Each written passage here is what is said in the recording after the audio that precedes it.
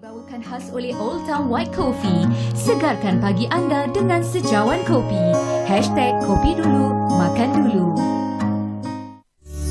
Senyum segar di pagi hari. Segala sentosa.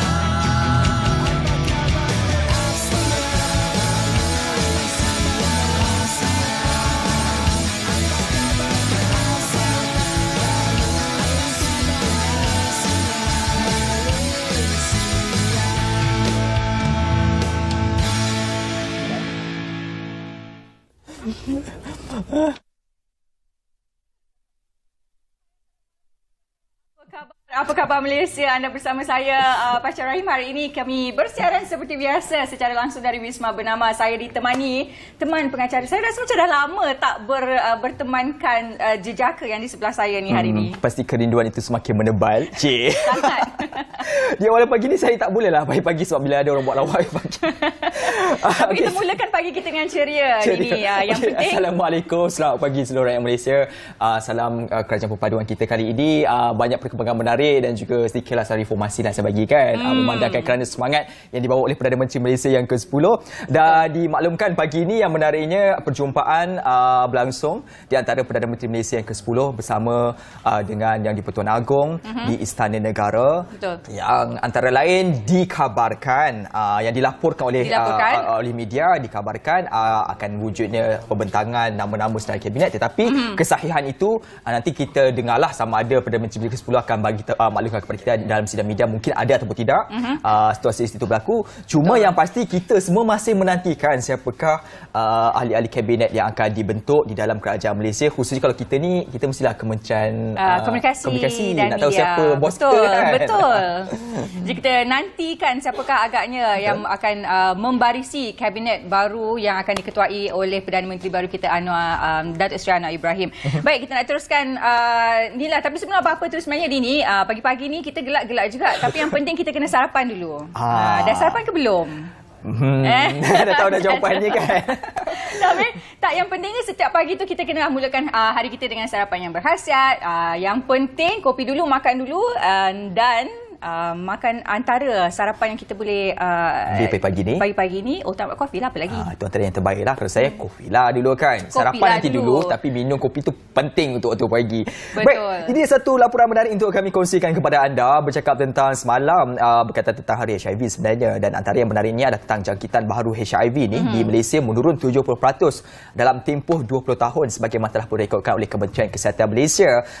Dan perkara ini telah pun dimaklumkan sendiri oleh Timbalan Ketua Pengarah Kesihatan Awam iaitu Datuk Dr. Nurhayati Rusli memaklumkan bahawasanya jangkitan baru HIV atau AIDS di negara ini mencatatkan penurunan sebanyak 70% dalam tempoh 20 tahun kebelakang ini. Banyak sebenarnya pelan intervensi telah pun dilakukan oleh pihak Kementerian Kesihatan bagi memastikan supaya isu ini dapat kita sama-sama selesaikan, kerana kita pun tahu betapa seriusnya permasalahan berkaitan tentang isu HIV dan juga AIDS ini. Dan menarik juga antara perkara-perkara yang dilakukan adalah akses kepada perkhidmatan itu. Betul. Diperluaskan oleh kerajaan. Tapi Dini, tahukah juga Malaysia antara salah satu negara yang berjaya mencapai sifar jangkitan HIV dari ibu hamil ke bayi dalam kandungan. Jadi itu pada saya merupakan satu pencapaian yang agak bagus, terutamanya untuk kita mengurangkan jangkitan HIV dan juga untuk kita mungkin mana tahu satu hari nanti dapat kita end the pandemic of HIV. Dan satu lagi menarik untuk tahun 2023, menurut Dr. Nurhayati sendiri bahawasanya pasangan yang ada ODHA ni ataupun mereka yang hidup dengan HIV ini mempunyai akses selepas ini di klinik kesihatan kerana akan diperluaskan lagi. Cuma tadi bercakap tentang ibu mengandung itu dah kita sampai tahap zero lah kan, sifar. Tetapi yang membimbangkan sedikit, walaupun ada penurunan kes bagi tempoh 20 tahun ini, bagi mereka yang berumur 13 hingga 39 tahun, kadar jangkitan terhadap isu ini agak membimbangkan kerana berlakunya peningkatan sehingga 80%. Oleh itu kita harapkan supaya advokasi berkaitan tentang perkara ini dapat dilakukan dan diperbanyakkan supaya ramai daripada rakyat Malaysia lebih cakna tentang perkara ini, dan lebih penting juga stigma kita. Sehingga masyarakat kepada mereka yang menghadapi penyakit ini, janganlah kita mensisih-sisihkan mereka. Betul tu. Baik, kita teruskan pula ke petikan berita kita yang kedua. Di Sabah, jadi lebih 8,000 kad pendaftaran nelayan telah pun dikeluarkan sehingga November ini. Jabatan Perikanan Sabah mengeluarkan sebanyak 8,581 kad pendaftaran nelayan. Diberitahu kepada persidangan Dewan Undangan Negeri Sabah. Jadi antara orang kata benefit kad nelayan, adanya kad nelayan tersebut adalah mereka layak memohon bantuan allowance sara hidup nelayan sebanyak RM300 sebulan dan juga subsidi minyak bagi membantu meringankan beban para nelayan di negeri Sabah. Jadi para nelayan tradisi ini juga diberi latihan dan juga pelbagai insentif untuk memantapkan lagi pengetahuan serta kecekapan dalam aktiviti penangkapan ikan. Jadi diharapkan dengan inisiatif ini dapat membantu lagi nelayan-nelayan untuk meningkatkan pendapatan dan juga inilah masalah kekurangan meningkatkan hasil. Membantu sebenarnya kita untuk kita makan setiap hari adalah bekalan makanan untuk kita. Betul. Kita kena bagi tabik hormat kepada mereka ni kerana bersusah payah untuk mendapatkan bekalan makanan. Selain itu juga tadi kita bermula pun gelak sebenarnya sangat. Memang hidup kat Malaysia cukup sejahtera. Seronok sebab indeks kesejahteraan rakyat Malaysia juga meningkat sebanyak 1.3% untuk tahun lepas. Ini adalah satu penilaian dilakukan oleh Prestasi Indeks Kesejahteraan Rakyat Malaysia ataupun IKRM bagi tahun 2020, meningkat sebanyak 1.3% berbanding pada tahun sebelumnya, berdasarkan kepada angka yang dibuat oleh Jabatan Statistik Malaysia ataupun DOZM. Dan yang menariknya berkaitan perkara ini, ada dua sub-thing yang dia akan lihat, itu tentang sektor ekonomi dan sosial. Maksudnya dia nak menilai tu banyak perkara dia akan lihat. Salah satu sosial tadi sebut tadi. Bagaimana interaksi antara masyarakat. Mungkin macam tadi saya gelak pada awal tu kan.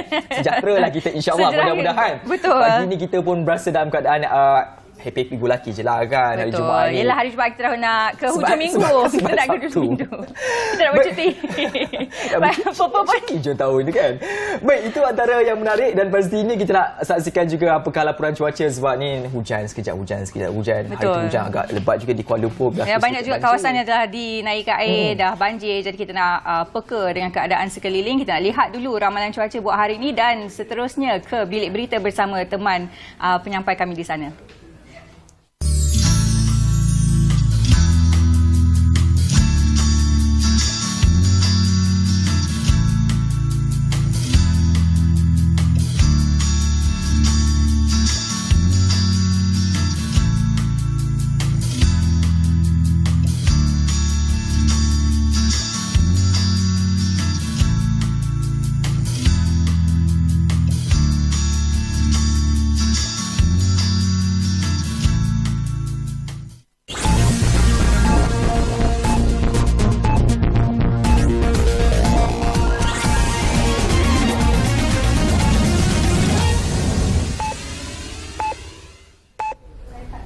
Selamat pagi dari Bilik Berita bersama saya, Herlina Palavin.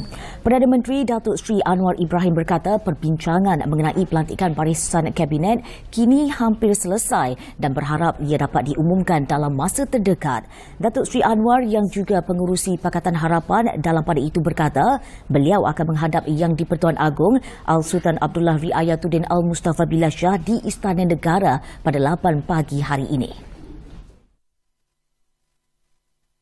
Dalam Majlis Ramah Mesra Reformis di Sungai Long Kajang malam tadi, beliau memohon maaf terpaksa bergegas menyelesaikan masalah berkaitan isu Kabinet dengan semua komponen berikutan harus segera bentuk barisan jemaah menteri dan mendapat perkenan Yang di-Pertuan Agong. Perjalanan majlis itu disiarkan secara langsung dalam laman Facebooknya. Perdana Menteri dijadualkan ke Perak hari ini antara lain untuk menghadap Sultan Perak, Sultan Nazrin Shah di Istana Kinta pada pukul 10 pagi. Selepas itu, beliau dijadual mengadakan sesi tinjauan mesra di Pasar Tanjung Rambutan, lawatan tapak klinik kesihatan Manjoy dan kemudian solat Jumaat dan kenduri rakyat di Masjid Muhammad Al-Fatih, Taman Jati Ipoh. Jabatan Pengairan dan Saliran GPS meramalkan kemungkinan berlaku banjir di Rompin Pahang mulai 8 malam hari ini. GPS dalam kenyataan memaklumkan lokasi yang diramal banjir ialah di Jambatan Kampung Kedaik dan kawasan di sekitarnya. Ramalan itu adalah berdasarkan makluman ramalan hujan Jabatan Meteorologi Malaysia dan hasil simulasi model ramalan banjir susulan amaran hujan berterusan. Menurut kenyataan itu, banjir yang diramalkan boleh berlaku lebih awal atau lewat dari masa yang dijangkakan. Amaran ini dikeluarkan bagi membolehkan semua penduduk terutamanya di kawasan yang dijangka banjir berwaspada dan mematuhi arahan pihak berkuasa atau agensi-agensi pengurusan bencana banjir. Untuk maklumat lanjut, orang ramai boleh melayari laman sesawang publicinfobanjir.water.gov.my, Facebook @publicinfobanjir dan Twitter @jps_infobanjir. Kerajaan Persekutuan diminta untuk tidak mendiskriminasi kelulusan peruntukan bajet kepada negeri yang ditadbir pembangkang. Calon Perikatan Nasional Parlimen Padang Serai, Datuk Azman Nasruddin berkata, setiap peruntukan yang dibelanjakan adalah bagi menyelesaikan isu setempat demi kesejahteraan rakyat tanpa mengira parti. Jadi kalau kerajaan yang ada hari ini bertanggungjawab untuk menyelesaikan masalah rakyat, dia tak kira lah kawasan pembangkang bukan peruntukan demai kepada saya. Itu tanggungjawab kerajaan melalui jabatan-jabatan agensi-agensi kerajaan yang telah pun membuat perancangan untuk menyelesaikan masalah tersebut. Datuk Azman ditemui ketika sidang media di bilik gerakan utama PN di Kampung Sungai Seluang semalam. Beliau membidas sedemikian selepas calon Barisan Nasional, Datuk C. Sivaraj memaklumkan beliau selaku calon dari BN yang menyertai kerajaan perpaduan dapat membantu mendapatkan peruntukan RM400 juta bagi mengatasi masalah banjir kilat di sekitar Padang Serai. Sekian dari Bilik Berita, salam hormat.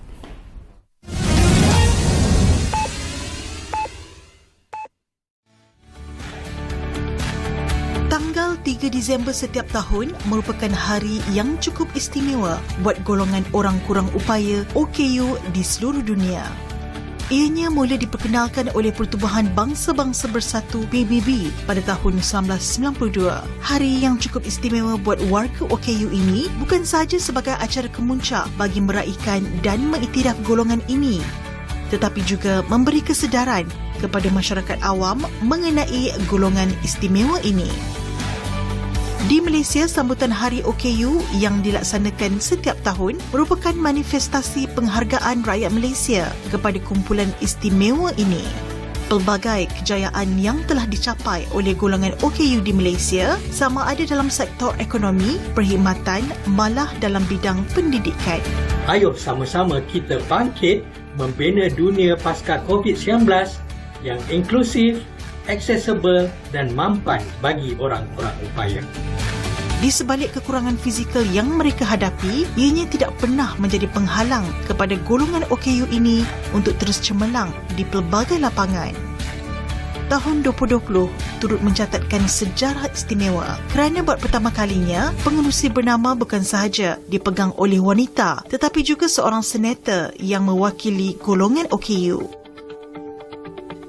Transformasi ke arah pembangunan inklusif peranan inovasi dalam memenuhi aksesibiliti dan kesaksamaan OKU merupakan tema bagi sambutan Hari OKU tahun ini. Baik, itu antara warna-warni yang dapat kita saksikan betapa meriahnya sebenarnya Hari OKU sedunia ini dan kita sangat meraihkan dan menghargai golongan ini kerana mereka ini sama dengan kita, banyak membantu dan juga membangunkan negara dalam apa jua aspek sekalipun. Dan saya kalau paling suka sebenarnya kalau saksikan sukan Paralimpik. Betapa hebat mereka dan Malaysia ni antara negara yang sangat disegani sebenarnya. Nama-nama besar tu kalau saya sebutkan saya percaya ramai dah kenal dah. Setiap tahun memberikan sumbangan pingat emas yang cukup hebat kepada negara kita. Jadi sebenarnya kita menyambut Hari OKU Antarabangsa 2022 sebenarnya 3 Disember, jadi besok lah.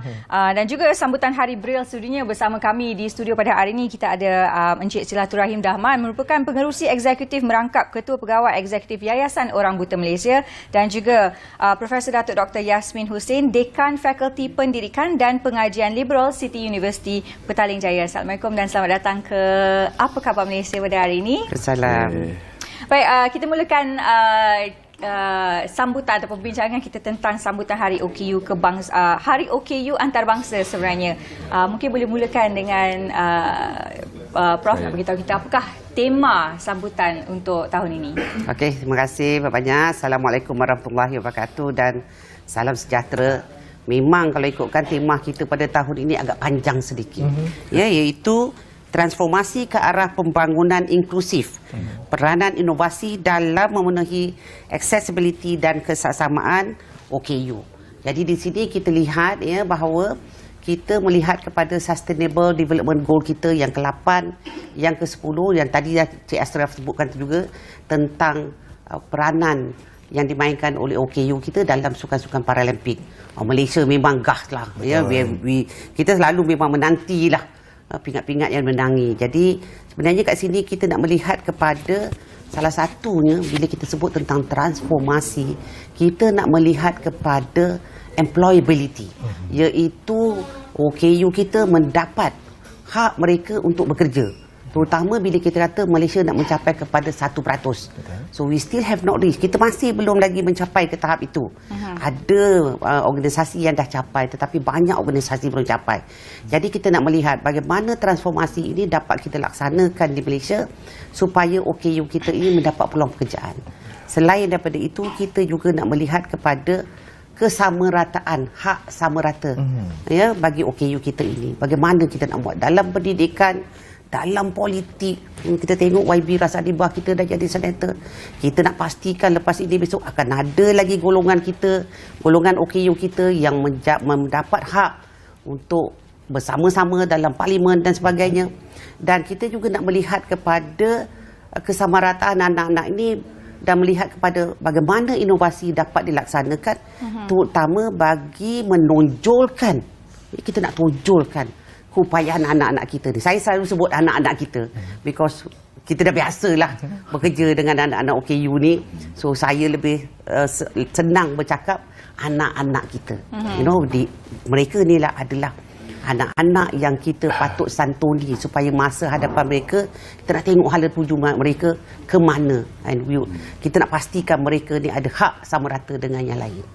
Itu yang nak saya sampaikan. Baik, dalam konteks ini juga saya nak menilai bagaimana realitinya di Malaysia ni, khususnya bilangan-bilangan OKU yang berada di Malaysia ni. Mungkin saya boleh bersama dengan Encik Silaturahim ataupun lebih mesra dipanggil sebagai Cikgu Rahim. Cikgu Rahim, saya nak tanya juga tentang bilangan OKU di Malaysia. Adakah kita mempunyai populasi yang besar, dan dalam konteks akses oleh OKU ni untuk mendapatkan peluang-peluang itu, adakah peluang-peluang itu sentiasa terbuka dan ada? Ya, baik. Terima kasih. United Nations menganggarkan setiap negara akan mempunyai sekurang-kurangnya 10 hingga 15% penduduknya yang terdiri daripada OKU, ya, dari pelbagai kategori. Jadi kalau kita lihat negara kita sekarang yang dianggarkan 32 juta, kalau 10% bersamaan 3.2 juta, ya, itu angka yang besar, ya.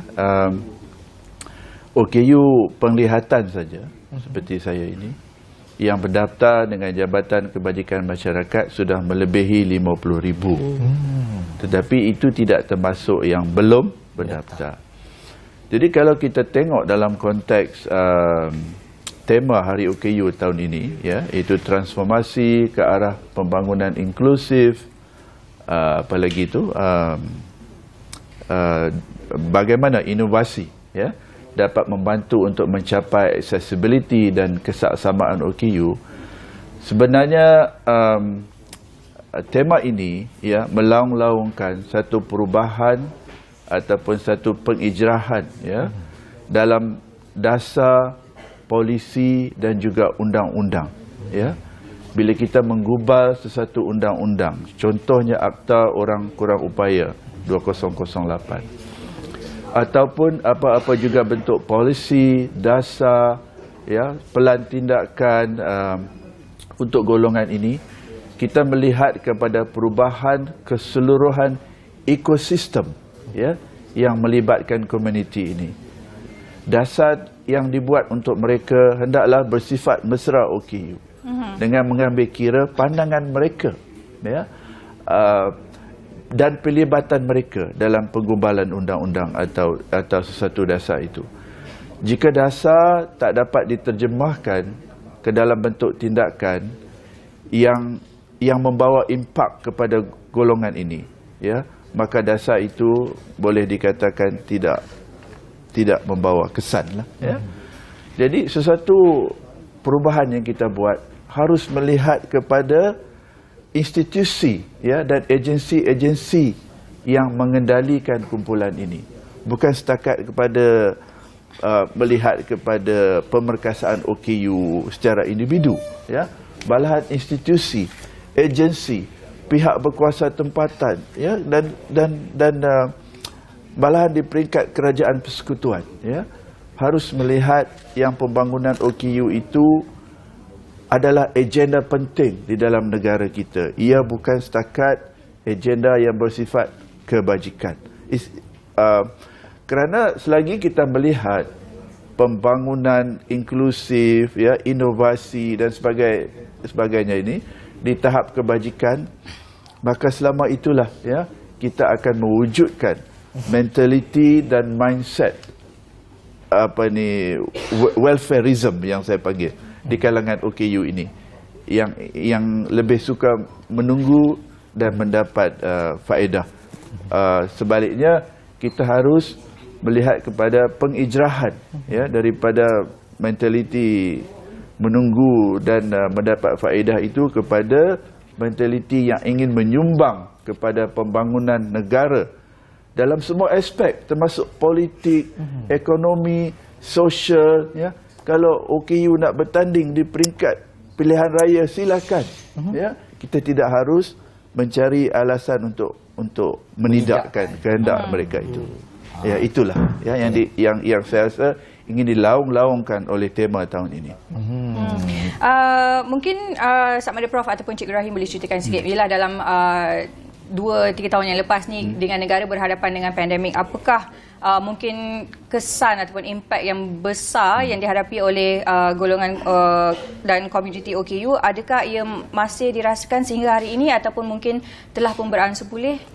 Okey, untuk kesan pandemik tempoh hari kan, sebenarnya bila kita melihat, ya, kita kata PKP, anak tak dapat bersekolah, itu dan ini.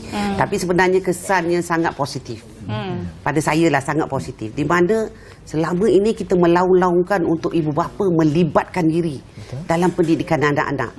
Jadi masa pandemik ni, ibu bapa memang mereka melibatkan diri, melihat apa yang boleh anak itu buat, ya, sebab berada di rumah. Dan bagaimana guru pula menggunakan kebolehan-kebolehan mereka dalam menggunakan peralatan ICT untuk mengajar anak-anak ni. Dan kesannya sekarang ni kita dapati bahawa ibu bapa terus membantu walaupun di sekolah, dan guru-guru masih juga menggunakan peralatan-peralatan tu untuk pengajaran. Nampak tak? Sebab kadang-kadang memang kementerian banyak nak memastikan banyak benda-benda yang baru, terkini berkaitan dengan approach ataupun tata cara pengajaran. Jadi kita dapati melalui COVID ni, saya suka menyebut tentang apa yang mantan KPPM kita kata, connecting the dots. Inilah yang kita dapat sekurang-kurangnya menyambungkan titik-titik nokta ini tadi untuk menjadikan lebih baik. Tapi memang kesannya ada. Kesan contohnya anak-anak ini, ya, terutama bagi anak-anak yang kurang upaya pembelajaran. Kalau datang ke sekolah pun, sebulan belajar tak tentu dapat. Sehari tak datang, terus hilang. Jadi bila mereka tak datang ke sekolah, banyak yang kata orang mereka tertinggal. Tetapi kita lihat kesannya memang masih ada lagi yang ibu bapa takut nak menghantar anak ke sekolah lagi, sebab dia kata pandemik ni masih ada lagi kan.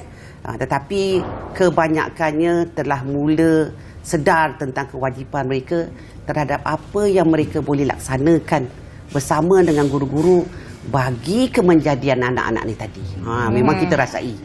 Ya, memang kita dapat. Ini satu perkara yang menarik, dan selepas ini kita nak lihat juga bagaimana dalam konteks peluang-peluang baru yang mungkin boleh diterokai dan diberi kepada golongan OKU ini bagi kita sama-sama membangun khususnya dalam konteks kehidupan, ekonomi dan juga dalam konteks negara itu sendiri. Dan sebenarnya kita akan pertanyakan selepas ini dalam Apa Khabar Malaysia.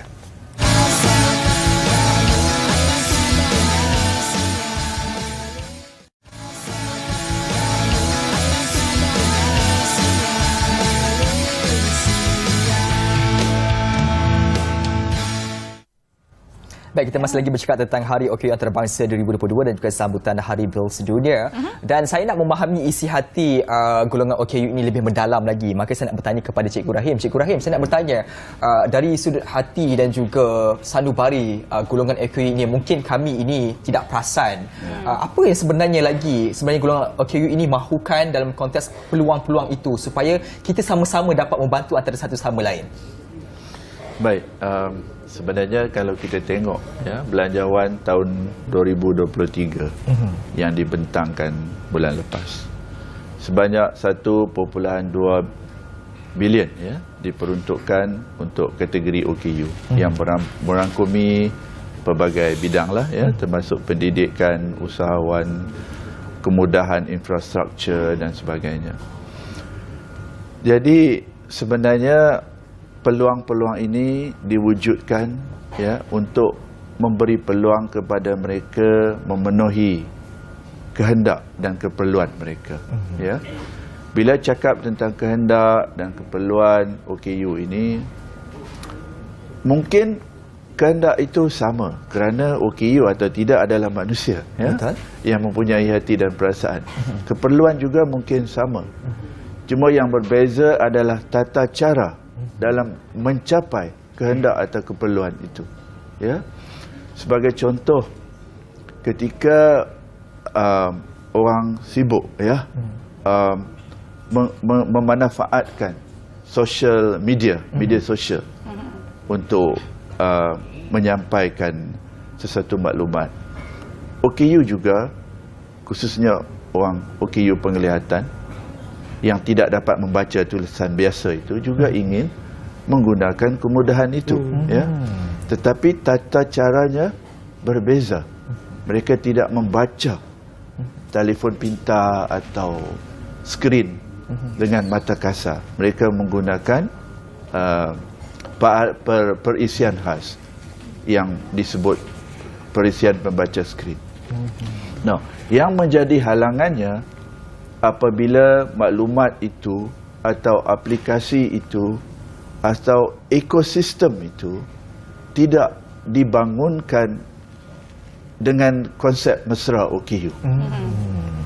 Contohnya, orang sering menggunakan gambar untuk berbicara, sebab a picture tells 1,000 words. Tapi gambar tidak mesra OKU penglihatan, for example. Jadi apabila kita membangunkan sesuatu sistem, sesuatu infrastruktur, sesuatu maklumat, dari peringkat awal itu hendaklah mengambil kira keperluan golongan yang inilah, golongan ini. Kerana apabila sesuatu kemudahan atau sistem itu sudah terbina, kemudian baru kita nak bincangkan untuk mengubah suainya, untuk membuat pengubahsuaian. Maka kita melihat kepada keperluan OKU itu sebagai apa yang kita panggil afterthought, sesuatu yang kita fikirkan kemudian, which is wrong, which is not right. Kita harus melipatkan keperluan mereka tu dari peringkat transformasi asal tu, dari peringkat penjerahan awal tu, dari peringkat inovasi. When we innovate sesuatu yang baru itu, kita harus ada accessibility in mind. Konsep accessibility itu harus wujud di peringkat perangkaan itu.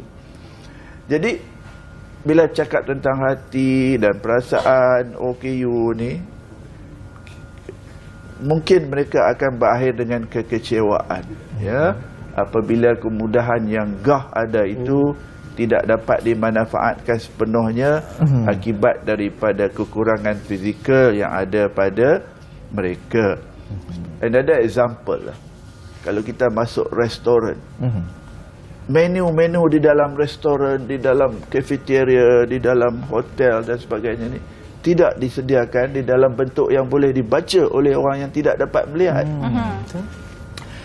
Bagaimana mereka dapat memilih makanan atau kemudahan yang ada di dalam menu atau katalog itu, sekiranya kemudahan itu tidak ditulis dalam alternative format yang boleh mereka akses. Ya. Jadi kita melihat perkara ini sebagai mungkin benda yang remeh, tetapi besar isunya di kalangan mereka ini. Ya. Sebab itu saya rasa tema tahun ini transformasi ke arah pembangunan inklusif, diikuti dengan peranan inovasi dalam memenuhi accessibility dan kesaksamaan OKU ini, ya, tepat sekali pada masa dan keadaan semasa, bukan saja dalam negara, malahan dalam dunia. Ya, kita melihat kepada kesan daripada COVID-19, kita melihat peperangan yang berlaku di Ukraine dan negara-negara lain. Apakah kesannya kepada OKU? Ya, ini secara memberi kesan secara langsung sebenarnya kepada secara OKU. langsung atau tidak langsung kita melihat kepada climate change, kita melihat kepada food crisis. Kerana dalam keadaan krisis, ya, golongan yang terpinggir seringkali menggolongan yang akan tertinggal, ya, akan menjadi mangsa di dalam keadaan-keadaan di mana berlakunya sesuatu krisis. Baik, Syirahim.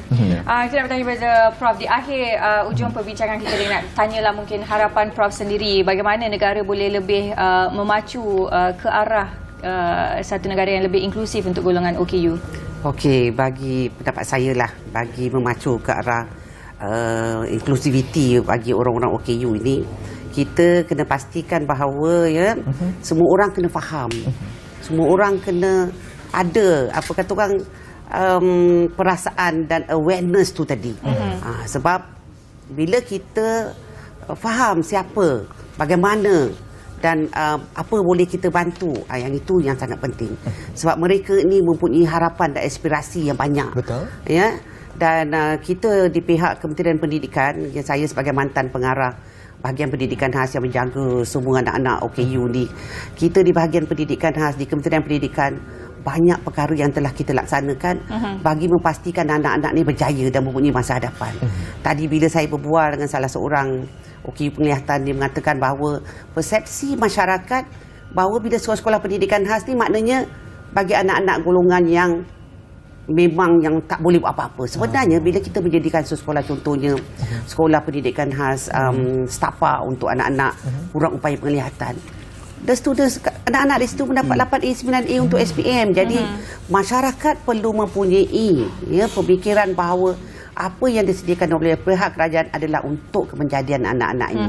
Dan pihak-pihak universiti juga sekarang ini yang telah mula menerima golongan OKU untuk belajar di universiti. Contohnya universiti yang saya bekerja sekarang di City University, pihak kami juga memikirkan bagaimanakah kita boleh menerima pelajar-pelajar ni selepas persekolahan mereka, sebab kita nak pastikan mereka mendapat pekerjaan dan peluang yang sama rata dengan anak-anak yang lain. Dan bagaimana kita boleh menyediakan peralatan-peralatan yang sesuai untuk mereka. You know, benda-benda ni semua sangat penting. Masyarakat kena ada kesedaran. Ini yang penting. Kesedaran daripada masyarakat sangat penting dah saat kalau ini. macam tadi Cikgu Rahim menyebut bahawa perkara-perkara yang orang OKU tak. Kalau kita jalan kat Brickfield, kalau Ashraf kan juga jalan kat Brickfield, laluan untuk OKU penglihatan tu, tiba-tiba ujung tu dah ada kereta parking. So how? Kan? Kesedaran daripada masyarakat seperti kita ini kesedaran sangat daripada penting masyarakat. untuk memahami mereka Jadi keperluan itu. bila ada kesedaran daripada masyarakat, maka negara kita akan terus maju. Betul. Seperti negara Itu adalah antara kunci utama Ya, untuk betul, menyelesaikan betul. perkara ini. Baik, terima kasih atas pandangan dan juga satu perkongsian menarik. Banyak lagi sebenarnya kita boleh bicara soal EQU ini kerana ini satu segmen yang cukup besar untuk kita berbicarakan bersama. Terima kasih kepada Datuk Profesor Dr. Yasmin Husin dan juga Encik Selatur Rahim Dahman dalam perkongsian ini. Dan selepas ini kita nak main terbang-terbang pula. Kita nak terbang juga. Kemana kita nak terbang Kita ke kita Kuantan ni? untuk dengarkan laporan daripada rakan tugas kita berhubung tentang satu lagi penerbangan yang telah pun dibuka di sana. Dibuka kembali. Dibuka Nak tahu kembali. apa? Jom kita bersama dengan rakan tugas.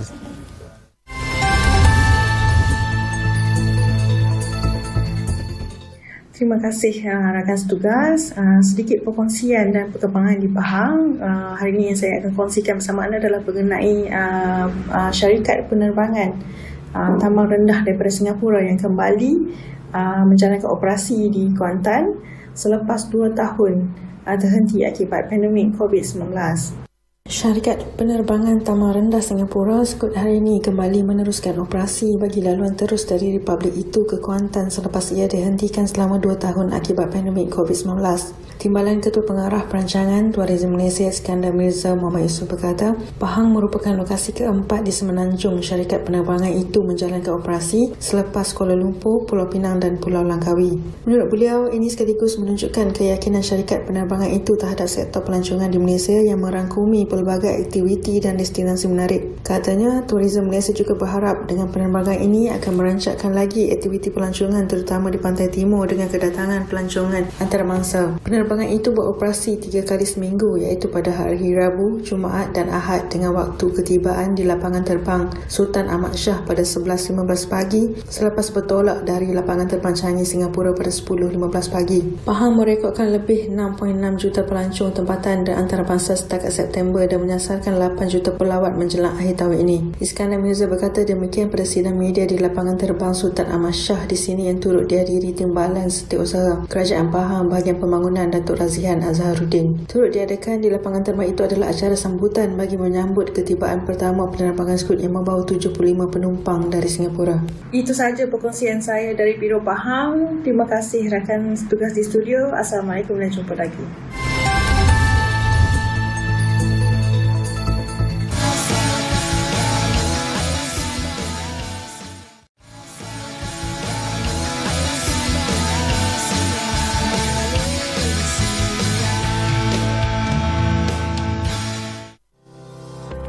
Piala Dunia FIFA 2022 pastinya memberikan peluang kepada pengunjung dari serata dunia merasai pengalaman dan hospitality Qatar. Bagi yang mahu mencari kelainan dan keluar dari suasana Piala Dunia, perkampungan budaya Qatar di Doha boleh menjadi tempat lawatan sekaligus memberikan pengalaman berbeza buat anda. Pelbagai subjek yang boleh dilawati di kompleks perkampungan budaya Qatar ini antaranya seperti muzium, galeri seni, masjid, restoran, taman, pentas terbuka, amfiteater selain bukit buatan manusia. Pengarah Perhubungan Awam dan Komunikasi Yayasan Kampung Budaya Katara, Salim Mahmud Almari berkata, Perkampungan Katara merupakan sebuah projek perintis bersepadu yang mengumpulkan elemen budaya, hiburan, pelancongan yang mana kesemua elemen berkenaan merupakan daya penarik kepada pelancong untuk melawat perkampungan berkenaan. Tambahnya lagi, pantai sepanjang 1.5 km yang terdapat di tempat tersebut menambahkan lagi keistimewaan Kampung Budaya Katara ini. Jadi, apa tunggu lagi? Jom kita terbang ke Qatar.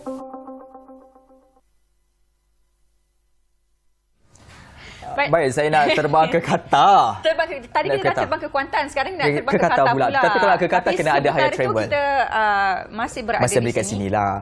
Bercakap soal Piala Dunia ni, saya sedih sikit lah pagi ni. Kenapa? Pasukan pilihan tak berjaya layak ke peringkat seterusnya kalah di peringkat kumpulan. Jerman kalah. Tapi saya masih setia walaupun tewas di peringkat kumpulan, saya tak adalah cari kumpulan lain. Macam tu. Kena baca siap-siap. Okay. Baik, masih lagi kita berbincang mengenai masih lagi dalam topik Hari OKU Antarabangsa 2022, tapi kali ini kita bersama dua mahasiswa yang kita akan berbincang mengenai orang kurang upaya dan juga pendidikan. Ashraf. Jadi bersama kita pada hari ini Muhammad Nur Hafiz bin Razali merupakan pengasas dan juga Presiden Persatuan Mahasiswa Istimewa Universiti Malaysia Terengganu, dan juga Muhammad Azharuddin bin Azmi, mantan yang di-Pertua Persatuan Mahasiswa Istimewa Universiti Malaya. Assalamualaikum dan selamat datang kedua-duanya. Terima kasih kerana bersama kami pada hari ini untuk kita berbincangkan mungkin serba sedikit cabaran dan sebagainya yang dihadapi sebagai mahasiswa. Bukan sahaja mahasiswa tetapi juga mahasiswa OKU. Dan untuk bercakap perkara ini, saya bersama dengan saudara Hafiz. Saya melihat bagaimana anda merupakan pengasas dan Presiden Persatuan Mahasiswa Istimewa, dan jarang sekali kita melihat bagaimana ada wujudnya satu kelompok ini yang mengasaskan satu kumpulan khusus di peringkat universiti. Mungkin boleh ceritakan sebersikit kedua-duanya bagaimana ianya dimulakan dan mengapa mengambil jalan untuk mewujudkan satu kelompok di universiti itu supaya ada tindakan-tindakan susulan yang dapat dirancangkan bagi golongan ini. Okey, untuk bagi saya, kita ditubuhkan Persatuan Mahasiswa Istimewa ni pada tahun 2019 lagi. Baru lagi lah kiranya. Berbanding dengan universiti lain, dah lama. So, kita buat ni daripada saya ada join program sebelum ini, dan daripada program tu pihak mereka cadangkan untuk setiap universiti untuk buat kelab OKU. So daripada situ saya terus hubungi Haliah Pelajar dan tanya bagaimana untuk buat kelab, untuk penubuhan kelab. So daripada situ saya bergerak bersama dengan pegawai dan juga akhirnya berjumpa TSC HEPA dan mengumpulkanlah mahasiswa-mahasiswa OKU ketika itu untuk mendapatkan sign persetujuan untuk penubuhan kelab. Kalau Saudara Hafiz sendiri adalah OKU dari kategori apa? Saya OKU penglihatan B2. Akhirnya nampak sebelah mata saja sebab saya total blind, saya blind di bahagian kanan, tak nampak langsung, tapi bahagian kiri 50-50 lah kiranya. Daripada lahir lagi, daripada lahir lagi. Lahir tak cukup bulan, just masa tu 700 gram je berat saya. Itu adalah permulaan dan bagaimana daripada situlah mulanya cerita. Bagaimana pula dengan saudara Azharuddin? Baik. PEMIN adalah Persatuan Mahasiswa Istimewa Universiti Maya, ditubuhkan sejak 1998 lagi. Antara persatuan OKU yang tertua di universiti. PEMIN ni dia ada, kita buat pembaharuan di mana kalau kita ingat, kita lihat kepada PEMIN itu adalah istimewa, kelab OKU. Tetapi untuk di Universiti Maya, kita telah menggabungkan antara pelajar OKU dan juga pelajar bukan OKU. Bagi sebab yang pertama, kita nak mereka saling bekerjasama. Apabila pelajar OKU keluar daripada universiti, dia akan bekerjasama dengan bukan OKU, pekerja bukan OKU dan sebagainya. Kita mahu mereka bersama-sama dan mempersiapkan mahasiswa untuk mendepani masa depan yang lebih mencabar.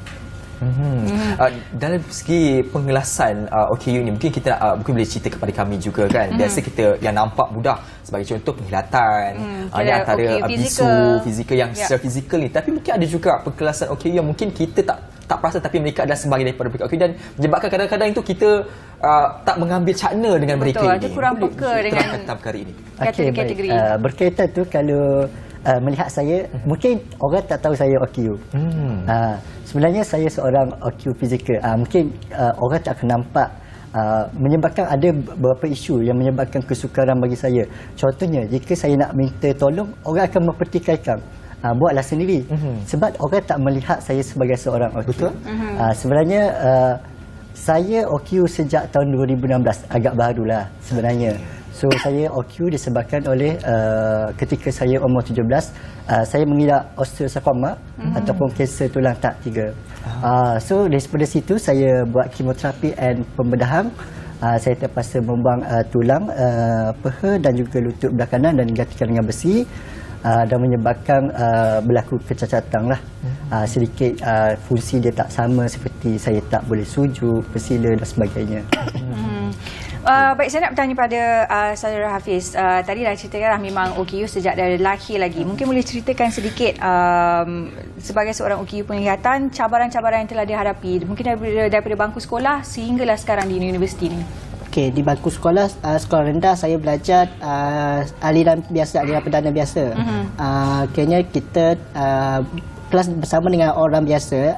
Saya jauh OKU ketika tu dan bahasa exam, UPSR, PFR semua tu saya kena tulisan peperiksaan, kertas peperiksaan ada tulisan besar, size A3.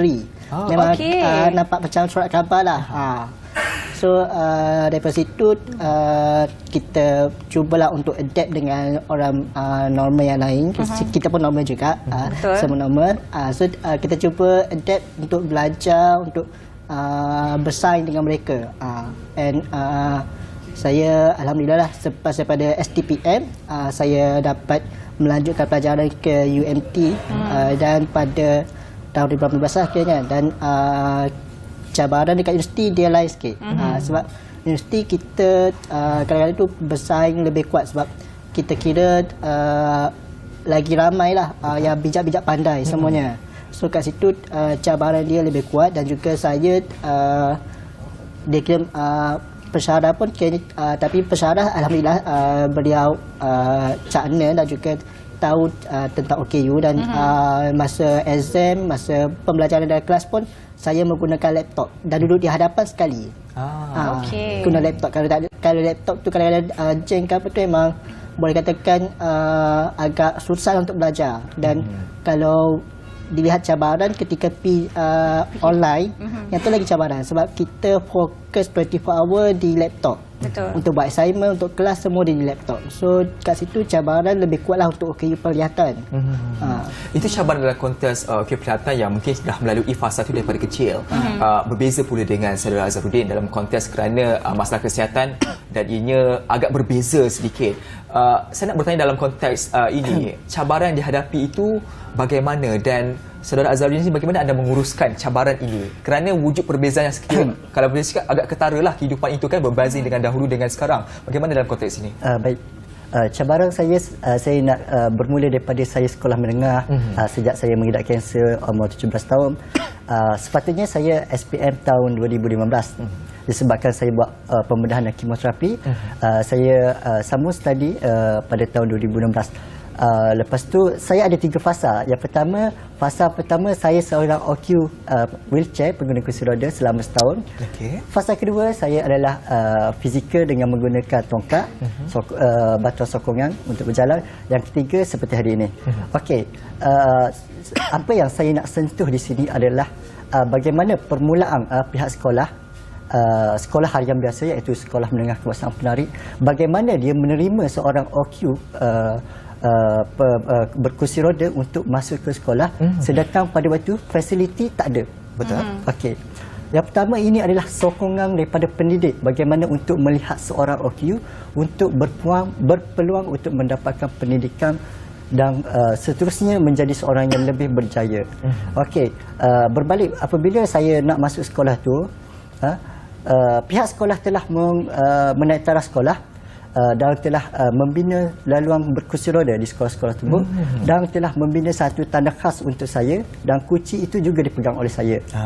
Itu adalah saya nak highlightkan di sini adalah contoh pengurusan sekolah yang sangat baik terhadap pelajar OQ dan ini adalah salah satu punca bagaimana OQ mampu berjaya dan sebagainya. Jadi sebenarnya bila kita dengar cerita-cerita dari anda berdua sendiri, dia memberikan inspirasi kepada orang di luar sana juga. Saya nak tanya pada Hafiz sendiri, mungkin kita nak lebih meyakinkan ibu bapa dan juga orang masyarakat di luar sana bagaimana anak-anak OKU juga mampu untuk berjaya dalam hidup dan kita tidak ada persepsi bahawa kalau seseorang itu menjadi seorang OKU, contohnya seperti Azharuddin sendiri, tidak hilang semangat ataupun patah hati dan sebagainya. Boleh tak ceritakan mungkin apakah antara langkah-langkah ataupun apa yang boleh dilakukan untuk kita nak mengubah persepsi masyarakat terhadap warga OKU? Okey, first kita ceritakan daripada Kenya slot inilah, kita tunjukkan kepada masyarakat yang OKU juga mampu untuk berjaya dalam hidup kita. Sebab di luar sana pun ramai OKU telah berjaya menjadi pensyarah, menjadi pakar ekonomi semua.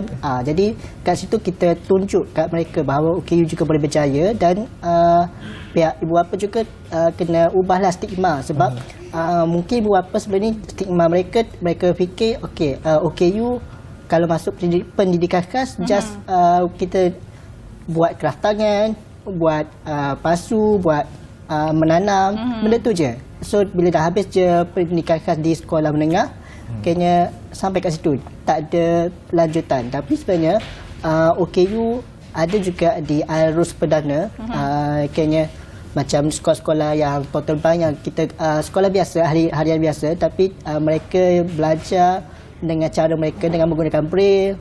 Jadi kat situ patutnya ibu bapa perlu membenarkan OKU tu untuk keluar untuk bersama dengan orang lain, tak perlu mengongkong. Itu antara yang mungkin boleh lakukan, langkah awal yang boleh dilakukan. Dan untuk kita mengakhiri perbincangan kita, ringkas saja perkedudukan yang bersempena dengan Hari OKU Sedunia bakal disambut pada hari esok, harapan yang ingin diutarakan oleh kedua-duanya supaya OKU ini, sejarah golongan OKU ini dapat dipertingkatkan lagi dan juga penerimaan masyarakat itu akan lebih besar lagi kepada golongan ini. Dimulakan dulu dengan Saudara Hafiz. Okey, saya harap untuk rakan-rakan seperjuangan kami daripada OKU sendiri untuk terus belajar dan juga terus menaikkan semangat mereka lah untuk akhirnya belajar untuk kebenaran gading dan juga untuk mencapai apa yang mereka inginkan. Kita tak ada halangan dengan pada kerajaan pun memberi green light untuk kiranya belajar, untuk bekerja. Jadi kat situ para pelajar perlu menaikkan semangat, dan juga pada masyarakat juga perlu mengubahlah stigma masyarakat tentang OKU ni, yang kata OKU ni tak belajar pun tak berjaya. Baik. Saudara Zainuddin? Okey. Sebenarnya hari OKU, saya mengharapkan OKU ni dapat menunjuk sesuatu kepada orang luar sana dengan apa yang kita buat. Kita tidak cakap banyak, kita tunjuk apa yang kita boleh buat untuk mengubah persepsi orang lain. Dan saya mengharapkan OKU ini lebih ke depan, berada di depan seperti program dan sebagainya, untuk orang nampak kita, orang nampak kelebihan kita, dan orang nampak apa yang OKU boleh lakukan. Baik, itu dia perkongsian daripada dua saudara mahasiswa kita, Muhammad Nur Hafiz Razali dan juga Muhammad Azharuddin bin Azmi. Terima kasih kerana bersama kami dan juga berkongsi kisah anda. Semoga kepada maju jaya, insya-Allah. Kita harapkan agar yang baik-baik saja dapat dilakukan dan golongan ini terus mendapat tempat dalam kalangan masyarakat. Kita sudah pun berada di rancangan dan pastinya antara yang menarik perhatian kita hari ini, teka-teki siapakah bakal membarisi kabinet ataupun nama-nama yang akan menghiasi kementerian-kementerian, kerana kita lebih kurang dah dekat seminggu ni tak ada lagi nama tersebut kan. Diharapnya dinoktahkanlah hari ini. Hari ini ke? Hari adakah, ini adakah segala persoalan akan terjawab hari ini? Kita tunggu. Baik, itu saja dari kami untuk hari ini dalam Apa Khabar Malaysia. Anda bersama saya, Pasha Rahim. Jaga diri, jaga kesihatan semua. Saya Dina Syah Salin. Selamat tinggal. Jumpa lagi. Bye. Bye.